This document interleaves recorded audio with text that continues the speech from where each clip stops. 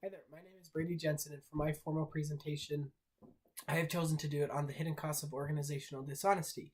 Um, I am going to ask you to bear with me about the raspy voice and the occasional cough and sniffle. I have been battling kind of a sickness, so bear with me on that and we'll get through it together. Um, so, a little introduction on this matter. All it takes in today's world is for one of us to open up a newspaper, a journal, any kind of periodical, and there are numerous articles and stories on the rising number and the alarming prevalence of organizational dishonesty in today's world. We have things from criminal conduct in corporate governance, in accounting principles or practices, and regulatory evasions, security transactions, and false advertising or advertising misrepresentation. And all of these things have become commonplace in today's business world. And it kind of leads us to question, as a group, are business people, businessmen and women, inherently unethical? I think the answer is no. I think adhering to universal ethical principles is obviously the right thing to do. And I think in any hypothetical situation, managers or staff or anybody would choose the ethical path in that situation. But there are a lot of, reality isn't like the hypothetical situations. There's other factors that we don't always think about. There's the option of there's competition. We want that promotion. There's quotas, and other risk factors such as those, excuse me, that kind of maybe make us forget or set aside our ethical knowledge and make it easier to maybe perform a dishonest act. So obviously we know it's the right thing to do morally, but also is honesty in the workplace the right thing to do financially? Yes, and I think that's the point of this article and the point that they're trying to get across.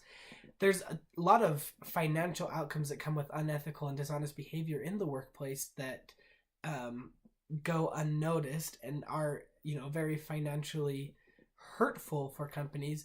Sometimes it can increase profits, in the short run, but in the long run, we're losing employees, and things that we're going to go throughout the presentation. And we're going to call these effects that are kind of like tumors. We're going to call them malignancies. That's what they use in the journal.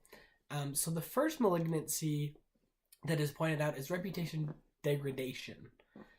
This is perhaps the most obvious consequence and arguably the most hurtful. This damages opportunities for new and repeat customers. We have, customers who are with us and vendors and partners that are already working with the company.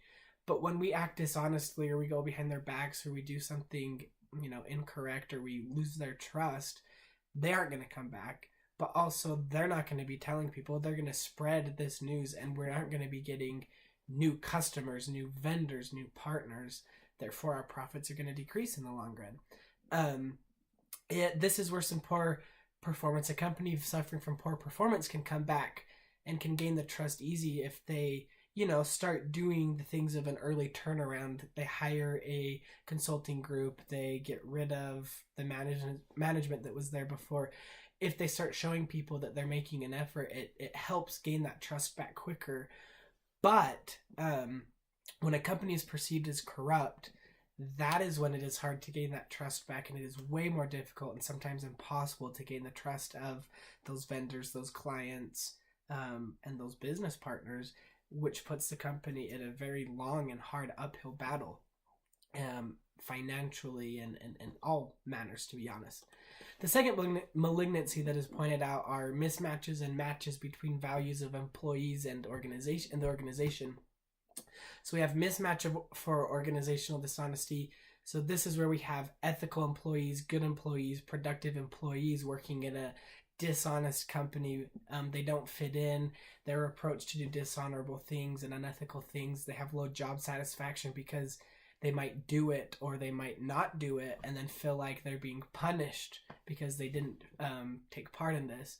Now, the match for organizational dishonesty, this is where when we attract dishonest workers, we attract these employees who are going to commit dishonest acts against the company, stealing, working with the vendors to get kickbacks, which financially hurts the company. And the third malignancy is increased surveillance. This kind of creates a lack of trust in employees, They begin to develop a us versus them kind of mentality, and the unity is gone and it's out the window.